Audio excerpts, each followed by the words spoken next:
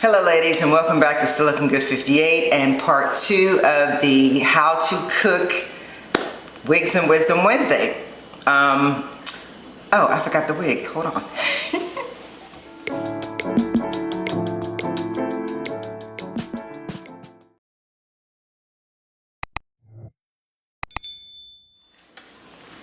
Yeah, I gotta wake up. Okay, so I did go back and get the stock card for the wig, and it is Butta Unit 4. And the reason I'm doing Butta Unit 4 is because most of you guys know that there are some big sales going on right now. And since that's the case, there are some wigs that you probably wanted that you haven't had a chance to go and get yet because of the price, and so now might be a good time. So I have this one in the color T4 Golden Brown, and I'm going to show you what it looks like after we're done. So today I'm going to be lazy, but first let me sort of go back to the beginning and explain. I have written this book called The Real Book on How to Cook, Secrets Mother Never Told You, and last week, or rather the week before last, we did part 1, and as I told you, I have something called the P.O.T.S system, which is Preparation, Organization, Technique, and Success. So last time we did preparation and organization, so this time we're doing technique and success. But I'm going to be lazy today, and I'm going to read you everything from here because I didn't get a chance to write it all down, and I'm even going to get the quizzes straight from here.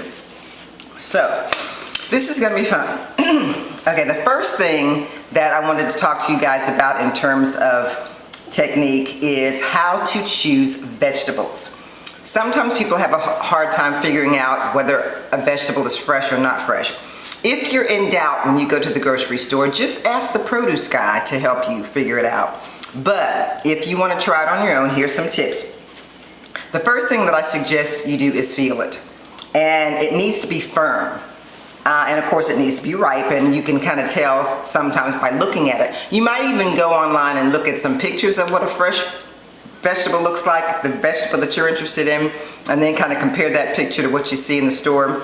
But I'm gonna kind of back up on the firmness part for one particular vegetable, and that's the avocado. The avocado, you don't want the avocado to be really firm. You want to be able to press into that avocado, and it needs to give just a little bit, not a lot. It needs to give just a little bit, and that way you'll know that it's ready for you to purchase it. If it's really hard, it's not ready. If it's really soft, stay away from it. So that's the only one vegetable that I can think of that may kind of go outside the rules of firm in terms of feeling it. Tomatoes, of course, can be eaten red or green. And that depends on your taste, of course. And the things that are green, that are supposed to be green, are things like peas and broccoli. Potatoes should not be green. And actually, the grocery store shouldn't even be selling potatoes that are green because it's not good for you. You can get sick eating green potatoes. So just wanted to let you know. On the other hand, if you have a really shiny eggplant that you see, and it's nice and deep purple, that would be an excellent choice for you, okay? So let's move on to things like tofu. When it comes to tofu, a lot of people get confused because there's so many different kinds. There's extra firm, there's cubed, there's soft, and there's silken. And each one of them are different for whatever it is that you're cooking. So I'm just going to tell you the different tofu and how you should use it. So if it's extra firm, it's good for frying. If it's firm, it's good for baking. If it's cubed, it's good for salads. If it's soft, it's good for dips and soups. And if it's silken, it's good for smoothies. So just keep that in mind. And and you can always go to websites or to the Asian market or whatever and find out specifically what you need to find out about those. So let's move on to choosing the meats and fish. So for instance, if you are going to shop for fish, there's a few things that you need to keep in mind. Fish is going to smell fishy. I mean, that's just all there is to it. Fish shouldn't smell like awful, but it's going to smell a little fishy. And of course, you can get rid of that smell with lemon juice or vinegar or baking soda or whatever. Because as it says in my book, it says, their acidic nature counteracts the alkaline effects of the amines and eliminates the odor. That's what lemon juice, vinegar, and baking soda does, because that's what's causing the smell. is the alkaline effects of the amines that are in the particular fish. Some people will squeeze lemon juice on their fish before they're eating it at a restaurant, and you know, it just kind of takes that fishy smell away, and maybe even the fishy taste. Okay, so let's move on to meat and poultry. And again, all these tips are in my book. I'm not reading you every single thing that's in here because you should go and get the book. I'm just going to share some things with you. So, okay, so what I want to talk to you about with beef, pork, and chicken, or rather poultry like turkey, is how you should handle it. And again, we talked about that the last time, that you should really wear gloves when you're handling raw meat because of the fact that you can pick up diseases. And I also wanted to tell you that the grading on the different meat and poultry is different than for every one of them. So for instance, if you're buying beef, there's 3 grades for beef. There's prime, choice, and select.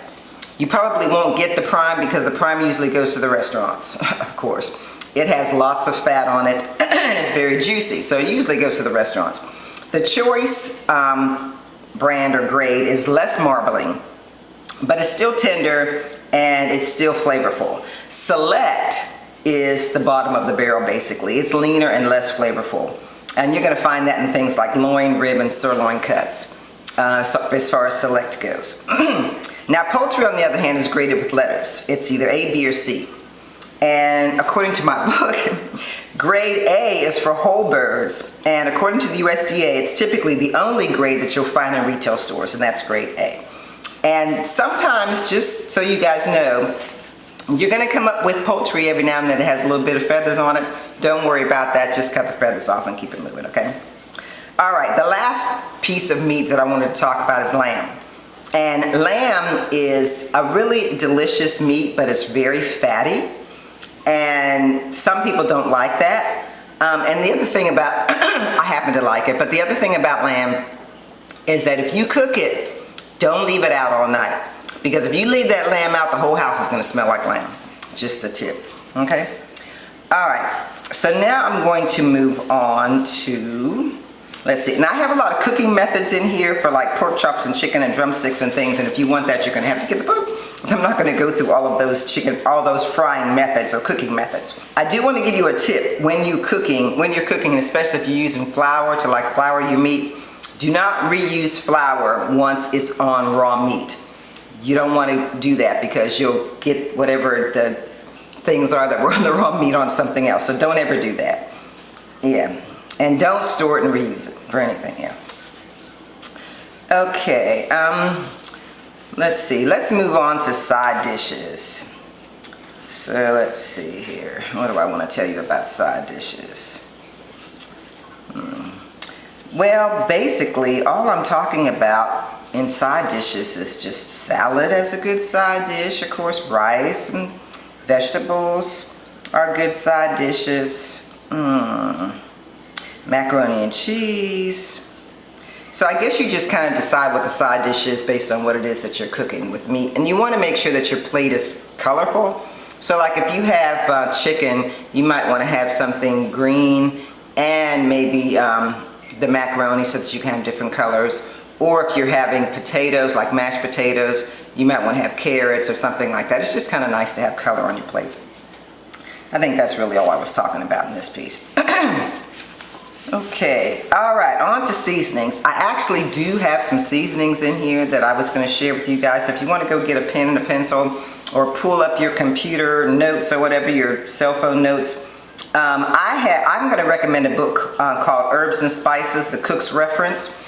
It's a really good book, and it has a lot of different information in it about spices. I go to that book all the time because it has a lot of good spices, and I'll put the information down the bottom so that you can find the book. But I'm going to give you a couple of spice combinations that I typically use. So go ahead and get your pen and pencil. While you do that, I'm going to drink some coffee because my voice is like going this morning.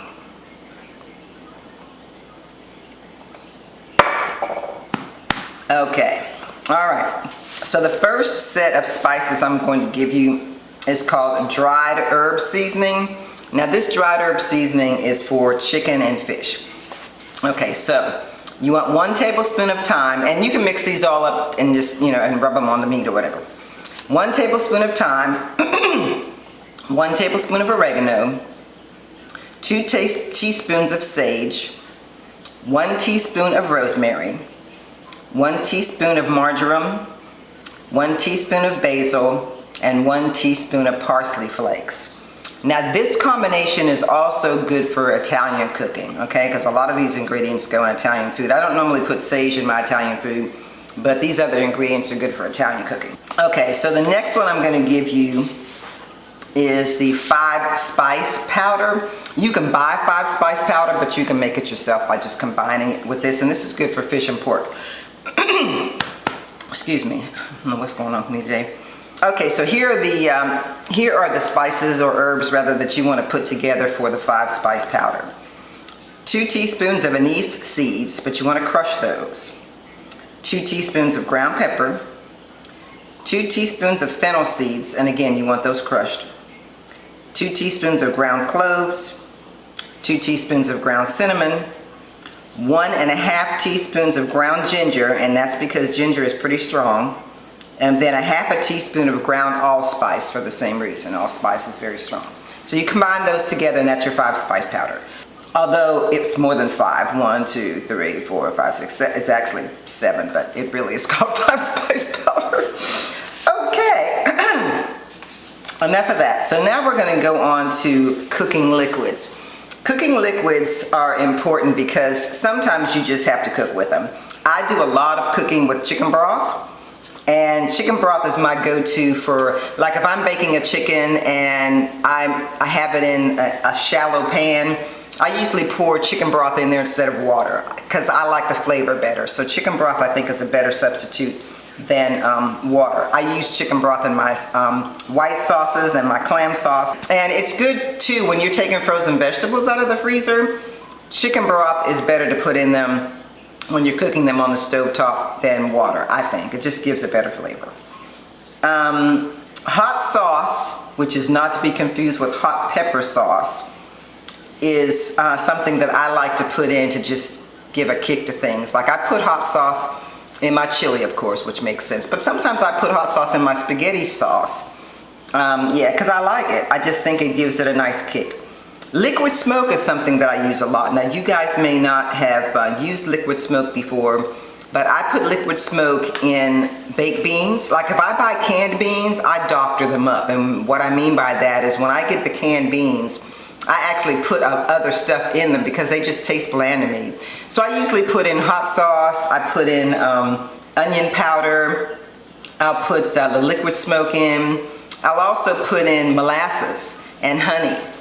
I just like to because it just makes it taste better. So you ought to try that yourself because it makes those canned baked beans taste much better. Yeah, so liquid smoke is something that I go to a lot. Let's see what else I want to tell you. Wine. Okay, I do put wine in my food sometimes. I put white wine in my clam sauce, and I usually put red wine. Sometimes I put red wine in my spaghetti sauce. And you can either use the cooking wine or you can use real wine. So yeah, it's just something to give it a little bit of flavor. And you guys probably already know that, but I just wanted to tell you that. And you know, what's his name? What's that cook's name that puts like a whole chunk of it in? He's the one that says Bam all the time. I can't even think of his name right now, but he always puts like a ton of wine in his stuff. I don't do that. So one other thing that I wanted to tell you before I move on to the success section is that whenever you are putting your food away, like freezing your meat or whatever, this is a tip. I would take a plastic bag like this, and you see the little white piece here? Use a magic marker to write the date on here. That's what this is for. You're supposed to put the date on this white piece right here. That way you'll know when you put it in the freezer, you know how long it's going to stay good. And then I put the meat in here, then I take a straw and I open up this bag just a little bit. I'll just close this bag just to the end. I'll put the straw in the end and then I close it all the way up to the straw. And then I suck out the air until it starts to squeeze itself, the bag starts to squeeze itself over the meat. Then I pull the straw out and snap it closed. That's a good way for you to make sure that all the air is out of your food before you put it in the freezer. it'll last longer, stay fresher that way. And you know, this is also, the straw is a good thing to use for your bread too. Before you close your bread up completely, just put your straw down the bread and suck out all the air. That'll keep your bread fresh too. Just a tip. Okay, so now it's time for a quiz. So for this technique quiz, I'm going to ask a very simple question. Let's see. All right. Why does fish sometimes smell fishy? And I'll put the answers on the screen. Is it A, because it's fish? Duh.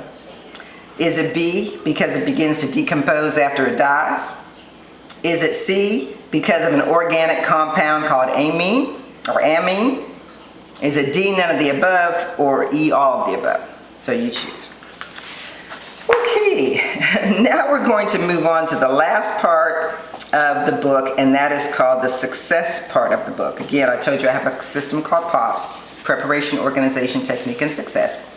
So in this section, I am going to share a few things with you. Okay, I'm just basically going to tell you what you should be looking for when you're reading a recipe. So this is a good thing. So let me just read this.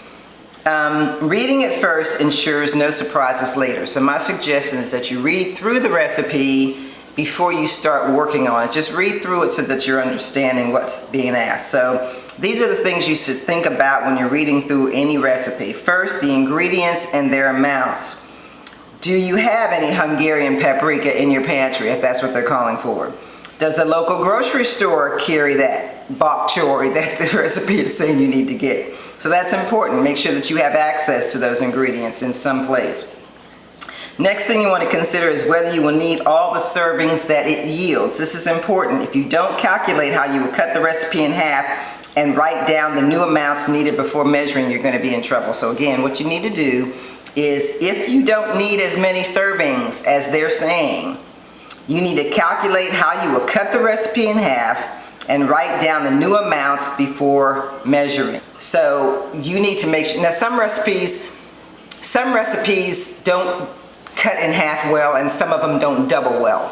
I find that when I'm cooking, or baking rather, baking is a little tricky. I cut cake recipes in half sometimes if it's too much. But I think it's just going to be trial and error. But again, you need to make sure that whatever the serving yields, that you need that much. And if you don't, cut it in half. And if you don't know how to cut in half, ask somebody that you know that cooks really well.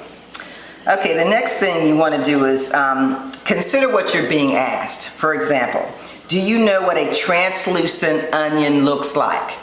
If they're saying that you need to cook your onions until they're translucent, you need to look it up if you don't know. Translucent basically means that the onion is going to look a little clear as it's cooking. If it starts to look a little clear, then it's translucent, okay?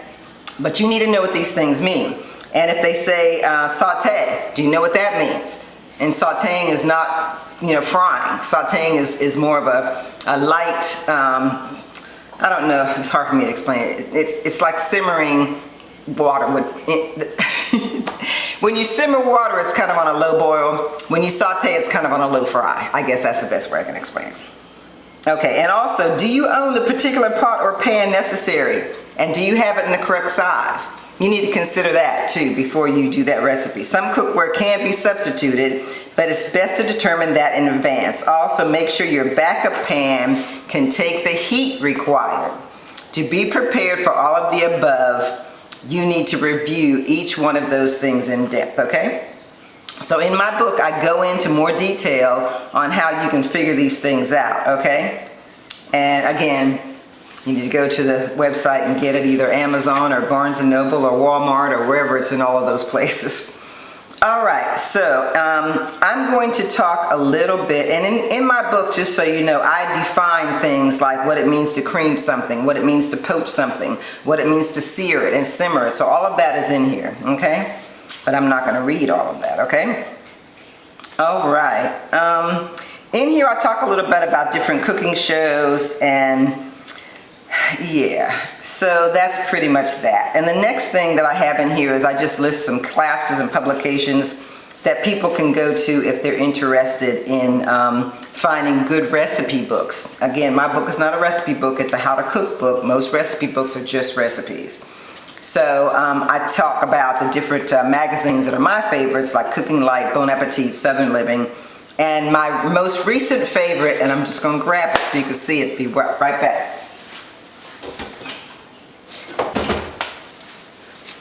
Okay, my most recent favorite recipe magazine is Delish.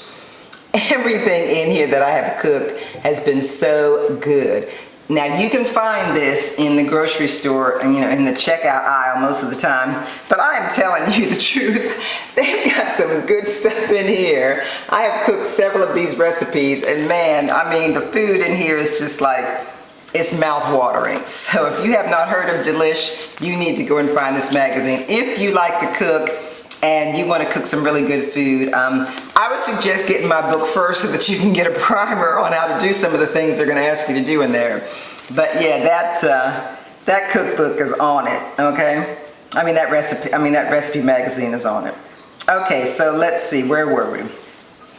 What do I need to tell you now? Okay. Okay.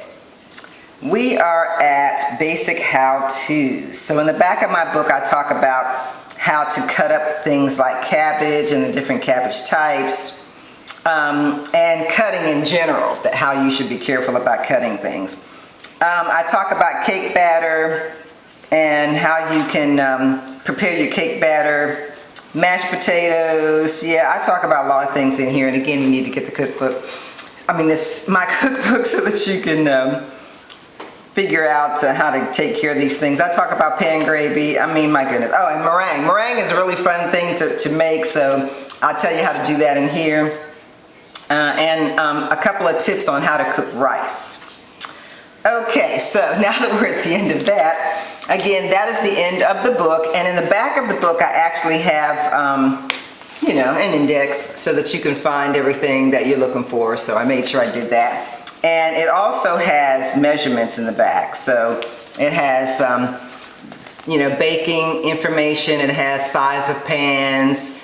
It has temperatures and all that kind of stuff. So all that stuff's in here.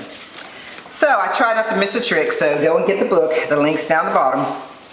Let's have our last quiz. This is called the Success Quiz. What is the best method for freezing meat? And again, I'll have the answers up there. Is it A, throw it in the freezer in its original packaging? Is it B, take it out of the package and seal it in an airtight freezer bag? Is it C, wrap it in cellophane? Is it D, put it in mama's deep freezer? Or is it E, place it in a brown paper bag? So you guys put the answer up there. You guys find the answer from what I put up there. Again, thank you guys so much for supporting me and my book, The Real Book on How to Cook, Secrets Mother Never Told You. This is a good gift. This is a good gift. And you can get it either digitally or in paperback like this. I prefer paperback when I'm looking at cookbooks and recipe books. So again, the links are down the bottom for the different places where you can find this.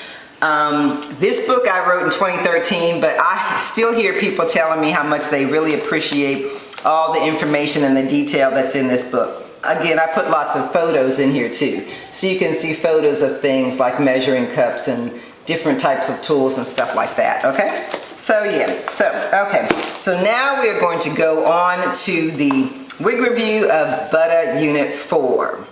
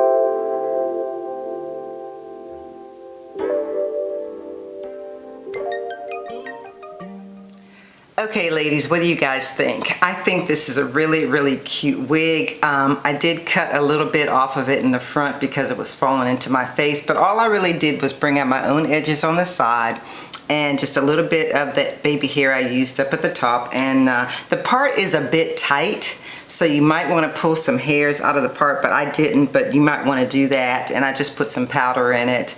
I like the length of this because it's not quite on my shoulders. So that you can kind of really see the body of this wig. I showed you what it looked like on the side and in the back. But I think it's really, really cute. I love this color, this DR4 golden brown. And I think I've seen one review of this wig in this color, and I think that was Cameron Monet, the attorney. I think that's her name, Cameron Monet. Anyway, here she is again. This is Butta Unit 4. And like I told you guys before, because of the fact that they're having such big sales right now, now is a good time to go and get a lot of those units that you might have wanted that you really didn't want to pay a lot of money for. I actually think this one is really, really cute.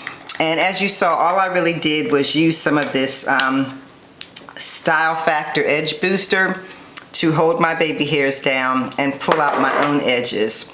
And I trimmed it a little bit, just put some powder in the part. And that was it.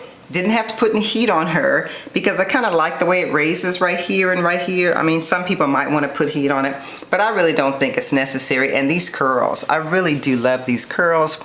You guys look at these curls. I really do love these curls, and I think this is a really, really cute style. This would be considered a throw on and go because, again, you could either utilize the baby hairs or not. I just used a little bit of them, and like I said, I really like the fact that I can bring out my own edges on this one and it still look really, really cute. So you guys tell me what you think about this Butta Lace Unit 4. If you are interested in purchasing her, I will put the information down in the description section for you. Thank you for joining me for Wigs and Wisdom Wednesday. I hope you enjoyed the cookbook information. Again, you can go to either Amazon.com or Barnes & Noble. Walmart.com has the book, and some of the independent bookstores also carry the cookbook. So again, thank you guys so much. Have a really nice and safe week. And as I always say, if you're going to show love to anyone today, please show it to the Creator. I'm still looking good, and of course, so are you. See you next time.